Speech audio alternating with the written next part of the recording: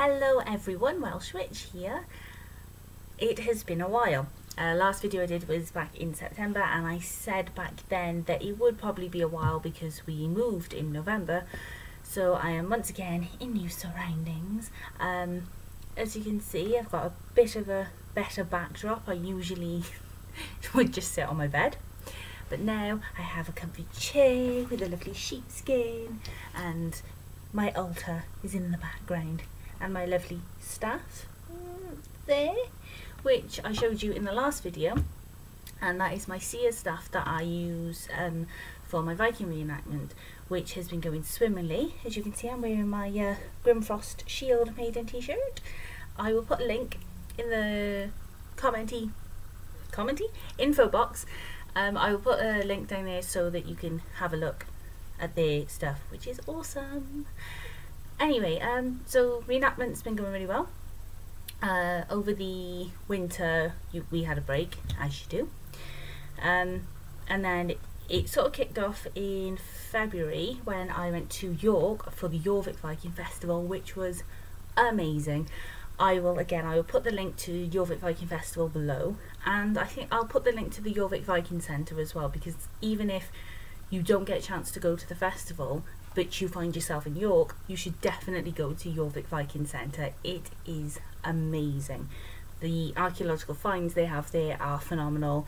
It's got this really cool ride that goes around, and it's you see all the stuff that they built on, and it's amazing. You should check it out. And the festival itself is phenomenal. I had a totally amazing time. I got to see Einar Selvik, and I got to meet him afterwards. For those who don't know, he's the lead singer of Vordruna, who are phenomenal, and he is such a cool, enigmatic guy. He's a really cool guy to just talk to. But yeah, it was amazing, and we like I said, we got to go into the Viking Centre, and we met some really cool people. Went to the market where I bought this amazing amber ring and my lovely sheepskin, which has come from New Zealand. Yeah, and it was really cool. It was a really cool time, and we got to watch the big battle as well. Didn't fight in it, but this weekend just gone, May Bank holiday, we went to Corfe Castle for the reenactment of the Battle of Wareham, which is really cool. I tried to do my basic fighting test, but I didn't pass this time. I knew I hadn't accidentally clocked someone in the face, but it happens, you know. So I'll be doing it in September now at Caldicott. Yeah, I think I'll show you now. You can see my lovely shield in the background, and if I do this, you can see I burnt into it, and what it says is Sigruna Thruscalt Ristaef Vilt Siga Hafa, which means victory wounds you shall carve if victory you want, even though I didn't pass my test. This is my Viking name, Skadi Du FB. Ulfa means wolf's eye, and that's because our group of Blaeddau Du were the Black Wolves. I'm the seer for the wolf. I'm sure you can figure out why my name is wolf's eye. This is Nornia, so means the Norns, and these are their names: Urda, Vidandi and Skuld. The Norns are pretty cool, and I'm not going to talk too much about the Norns today because I would like to do a separate video on them. And this is my axe, and it says there Vidmeda, which means huntsman, because there isn't an Old Norse word for hunter, not that I could find. And it says my name, Skadi, there. Cool, right. So I've got some really cool trinkety bits as well. I've got this beast. This is known as the Skane hammer, because it's a replica of a finest Skane in Sweden. Bought this off a friend. He has a shop called Hamish's Emporium. I'll put a link below to his Etsy shop, so you can go on there and you can find, he sells like necklaces, he sells glass beads. I'm pretty sure he's got a tent on there now. I've got my axe from him. Really cool guy. Don't tell him I said that though. So yeah, I've made some stuff myself. Here, for my seers things, I've got some prayer bones. So it's just got names of the gods on them, which meant that I had to have a lot of Chinese takeaways so I can collect some spare ribs. And I've been bleaching bones for like 3 months. So yay, that's cool. And I finally have some glass beads for my hanger rock, which is an apron dress you wear as a lady. My glass beads with an axe head, a Hiberno Norse emblem, and not emblem, just a thing, and a little Celtic pendant on there because our backstory is that we were in Ireland. And I also have this, which is a ring. Can you see it? Can you see the dots on it? So it's a replica of a Jorvik find. So I had to have it, of course. Yeah, so that's all my stuff. And I wanted to show you that because I showed you some of my Viking stuff before, and I wanted you to see how much have come with it. It was cool at Corf on the weekend as well, because even though I didn't pass, I got to carry the banner, and we were awarded our Herod test. It was something we had to do a while back, and it means that we get a, like a higher ranking. We're the second largest group in the Viking society, which is amazing. And it meant that Rue, our leader, was awarded the title of Jarl. He is our glorious Jarl at last. All hail Jarl Rue. So yeah, that was really cool. And carrying the banner was, there were no words. The first day, there was this moment where I was carrying it and we were going through this like the gate to the castle, and everyone's like banging their shields and screaming at Odin, and I had this incredible shiver up my spine. I could have cried. I felt quite overwhelmed, but that was amazing, and I was very, very proud. And then, being the twonk that I am, I forgot my helmet on the next day. I still got to carry the banner, but I couldn't stand on the field with it. I had to stand off to the side, but I still had the banner, and I still led them on the march. So I'm cool with that. So what I want to talk to you about today is, now that I've filled you in for the past 7 minutes, I'm going to talk about a particular goddess.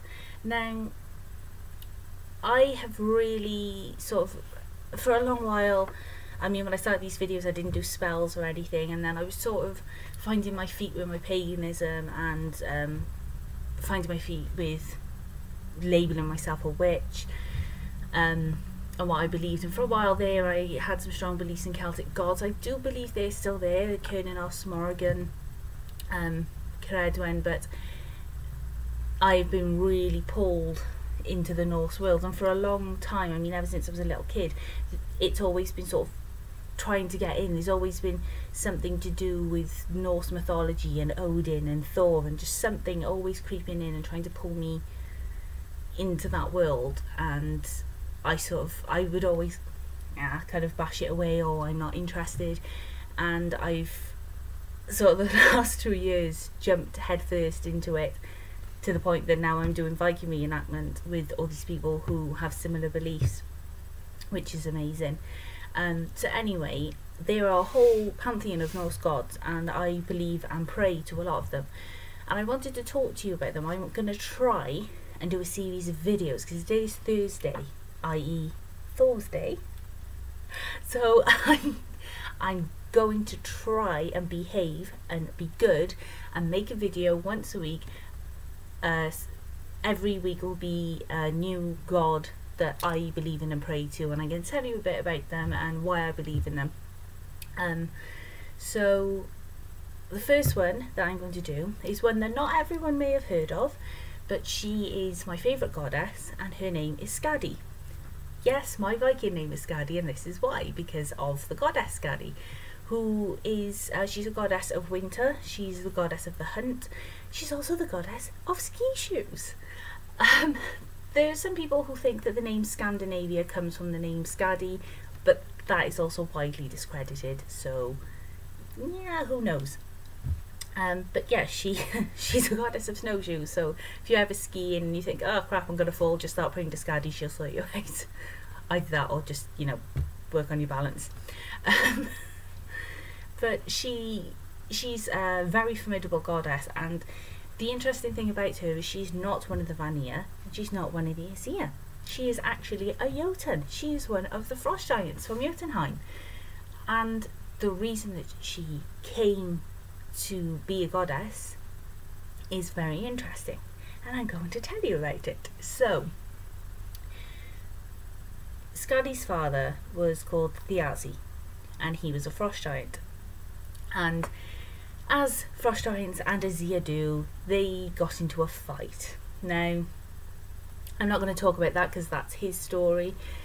Basically, he loses, he dies. He's killed by Odin and the gods. And Skadi is furious about this. She is upset. Of course she is. They killed her dad. So she is really upset.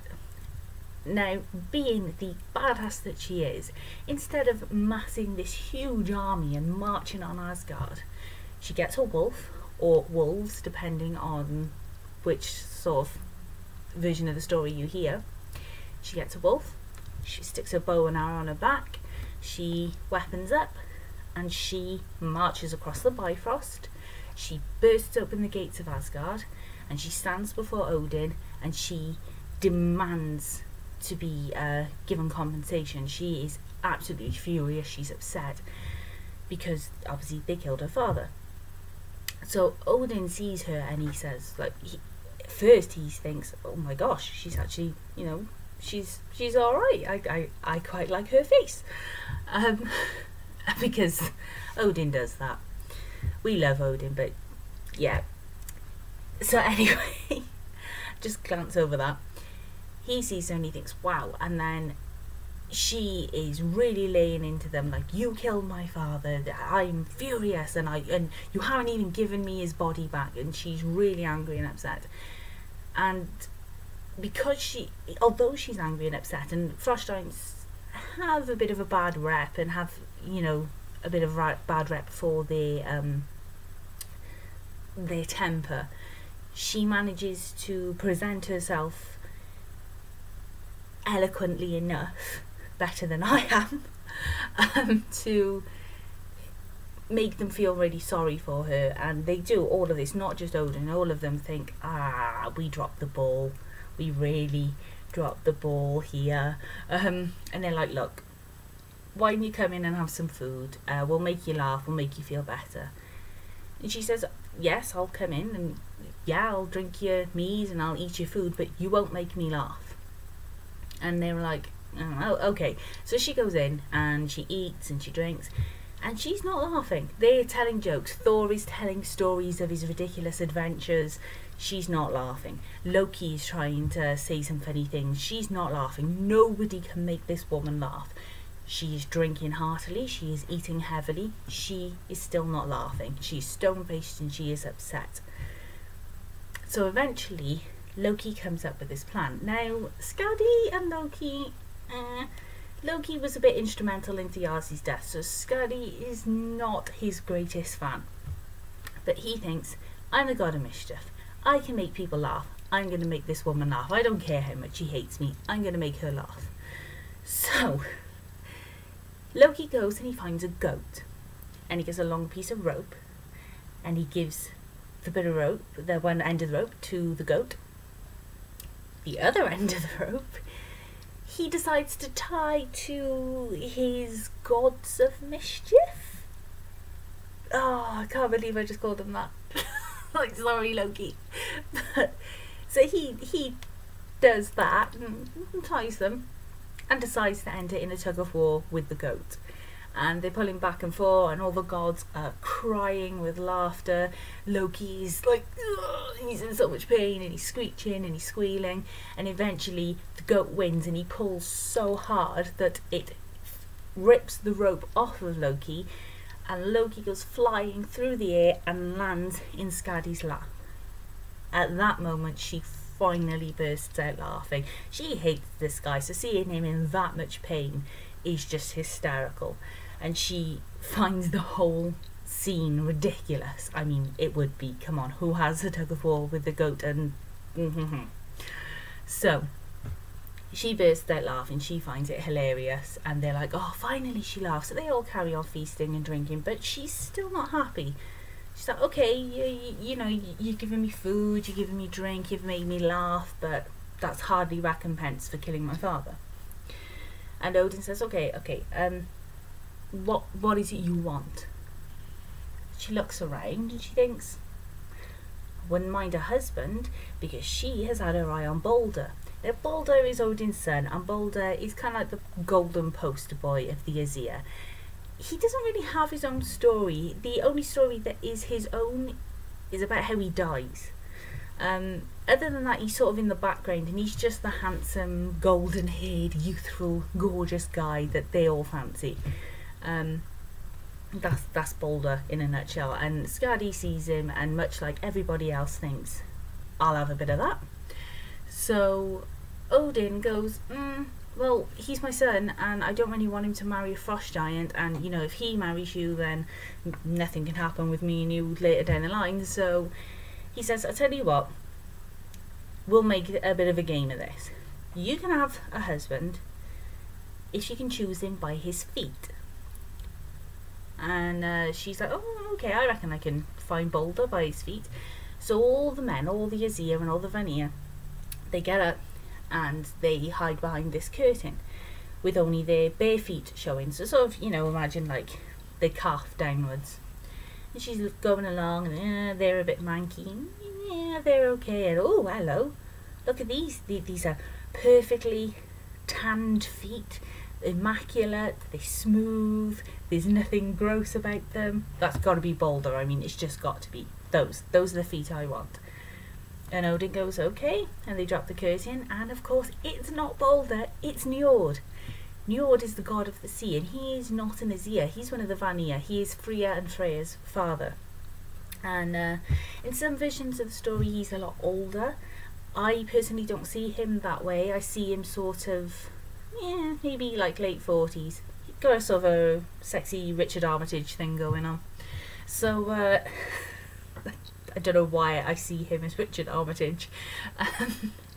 So anyway, Skadi's like, okay, yeah, that was the deal. I had to choose him by his feet. And that's the feet I chose. So she sees him and she's like, okay, right, we'll get married then. But I'm still not happy because you didn't give me my father's body back. And Odin's like, no, you're right. I know what I'm going to do. So you wait there and just look up. So all the gods are outside now and they're looking up at the sky, and Odin goes away and he works some magic, and then all of a sudden these two bright orbs explode into the night sky, and she's like, wow. And these are two of the brightest, most beautiful stars in the whole sky, and she is blown away. And Odin comes back and he says, I couldn't return him to you, and I'm sorry, but every time you look at those stars, you'll see your father, because those are his eyes. So he took Thiazi's eyes and he essentially immortalised him by putting him into the night sky. And Skadi's like, okay, now we're good. I'm happy. So, honouring her marriage contract, her and Njord leave Asgard, because Njord doesn't actually live in Asgard. He's one of the Vanir. He lives in Vanaheim, and I forget the name of it, but it's a little sort of seaside town. And he says, right, we'll go there. So off they go, and things aren't going too well. I mean, there's not a dislike between them, but there is some sort of discord, and Skadi is not happy by the sea. She doesn't like the smell of salt. She gets seasick, preaching to the choir. She doesn't like the smell of fish. She doesn't like the burning sun and the sweating and the tan skin. She's used to being pale and pasty, again preaching to the choir. And she does not like this. She is unhappy. Her wolves are constantly hiding in the shade and melting, and she's just not happy. And Njord thinks, okay, so after 9 days, she's been there for 9 days, he goes, okay, this isn't working. You're not happy. How about I come and live with you? Now, I may have got this the wrong way around. Sometimes he goes with her first, and then she goes with him. Either way, it's 9 days both sides. He goes up to the mountains with her, and they're there again for 9 days. And she is in her element. She's like, oh, come on, this is going to be amazing. I'm going to teach you how to hunt. I'm going to teach you how to forage. It's going to be cool. We can do some skiing. And he's like, yeah, okay, cool. And then he's like, literally, cool, this place is freezing. I don't like it. It's way too cold. What is wrong with you? There's snow everywhere. And he doesn't like it. He can't sleep at night because the wolves are constantly howling. To her it's music and she falls asleep easy. He is freaking out like, oh my god, what is wrong with those wolves? Why won't they shut up? He doesn't like the forest. He's like getting caught up in brambles and things, and he doesn't like the smell of the mountains, and he doesn't like how cold it is, and he is really unhappy. So again, 9 days pass. He's tried to live with her, she's tried to live with him, and at the end of it they sort of come to this conclusion together that she doesn't belong by the sea, he doesn't belong in the mountains. They are two very different people. He is the god of the sea, she is the goddess of winter, which is something that Odin awards her as well. He says, you know, okay, you can also be a sort of an honorary member of the Aesir. So that's what she is now. She's a goddess. And they both sort of go, this isn't working, is it? I mean, you're a nice guy. Oh, thanks. You're a really cool lady, but it's not working. So they split up. How cool is that? There is a story about the gods where they get married, it's a contract, they try to honour it, he tries to appease her, she tries to appease him, it doesn't work, and they go, let's call it a day. How cool is that? I love this story so much, it's amazing. It's one of my favourites, and you can surely see why Skadi is one of my favourite goddesses as well. But, well, she is my favourite goddess, but it's just such a cool story that these two people who wanted to honour their contract and still were amicable, you know, it was an amiable split. They were like, this isn't working, we'll go our separate ways. And that's what happened.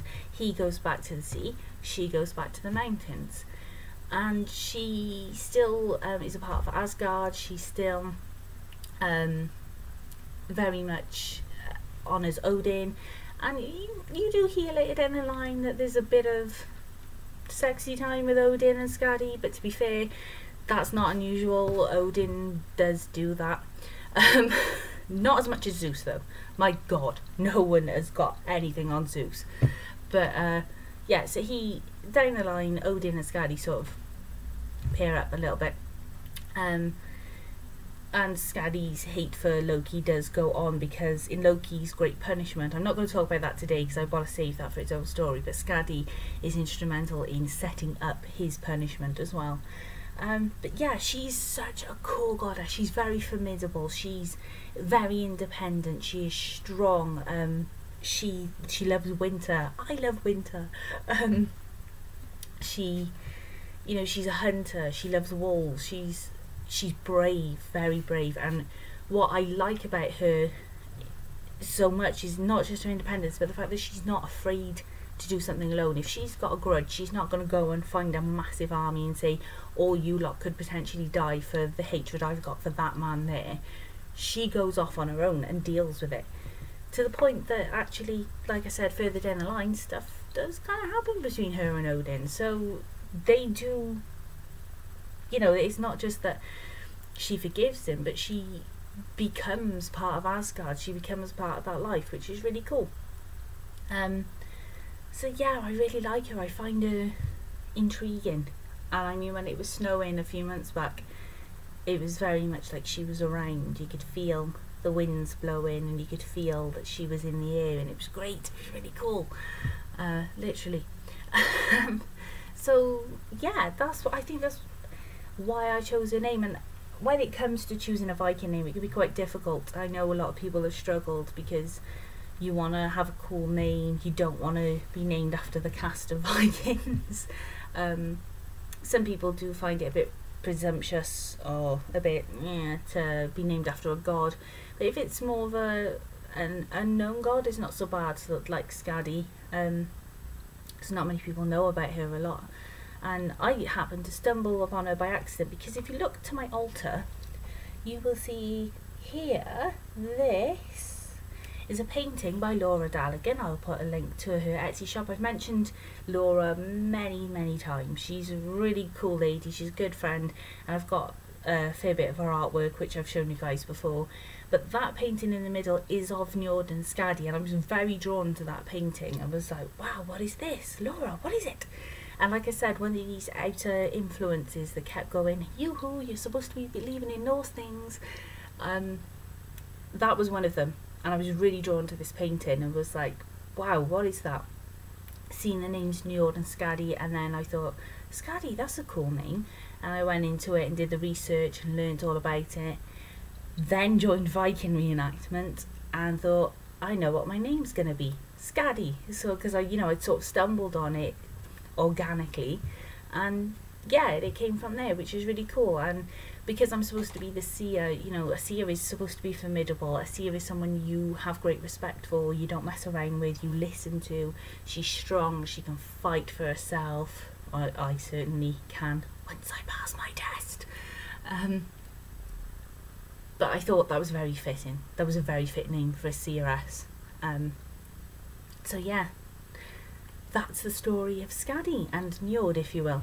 But I am going to try and be a very good girl and do a series of god videos where I'm going to talk about the Norse gods that I believe in, and will continue to talk, try and do it every Thursday, because it's apt. Now, I was going to do a separate video on Njord, but I think I've covered him a lot in this video.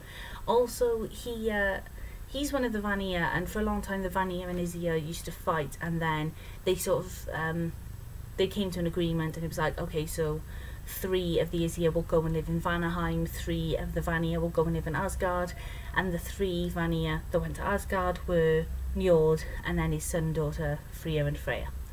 And that's pretty much a lot about Njord.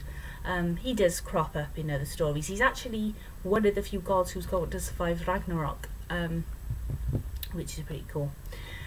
So yeah, I think I've covered them. I doubt I'll do a separate video on Njord. I'm not sure which one I'm going to do next week. Might do Loki, we'll see what mood I'm in next week. But I thought it very appropriate for me to start with Skadi, because that's my Viking counterpart. So yeah, I hope you enjoyed this video.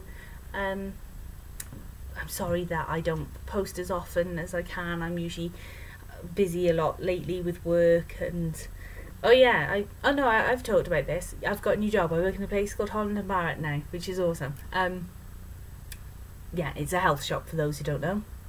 So it's a lot more suited to me, and I get to help people on a daily basis, and that's really cool.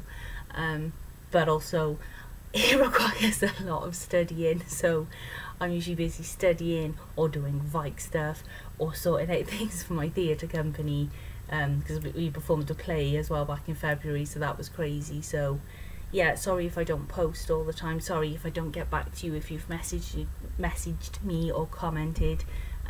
But I will try, and I'm going to try and be good and try and get on the series of god videos. So again, hope you enjoyed that. Thank you for watching. Please like and subscribe, please share on Facebook, like my page on Facebook. Again, the link for that will be below. Thank you so much. I love you guys. Thank you for your support. Positive energy and blessings. Bye.